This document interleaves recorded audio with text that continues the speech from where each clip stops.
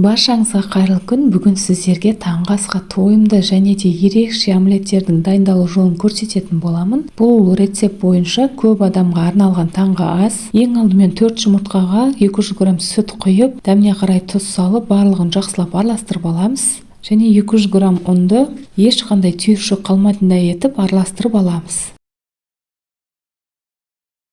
Енді мен бұл жерде арасына укроп пен помидорды салып жібердім. Егерде сіздер укропты ұнатпайтын болсаңыздар, салудың қажеті жоқ. Тек помидорды салып, дәл осылай кубиктап турап аласыздар, кішкене қылып. Болмаса, арасына колбаса қосып жіберсеңіздер де болады. Тек сол колбасамен жасап берсеңіз де әдемі шығады. Турап алған қоспамыздың барлығын салып, жақсылап араластырып аламыз.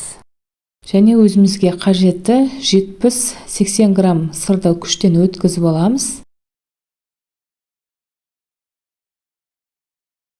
Қызып тұрған табамызды майлап, құймақ секілді екі бетін қызартып пісіріп ала бересіздер.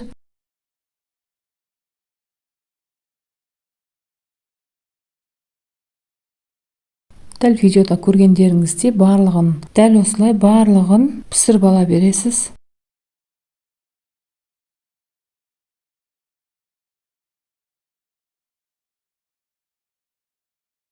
Ұнап жатса, егерде сіздер жасап көріңіз және жақындарыңызбен бөлісуді де ұмытпаңыз. Менің арнамды жаңадан көріп отырсаңыз, тіркеліп алуды ұмытпаңыз.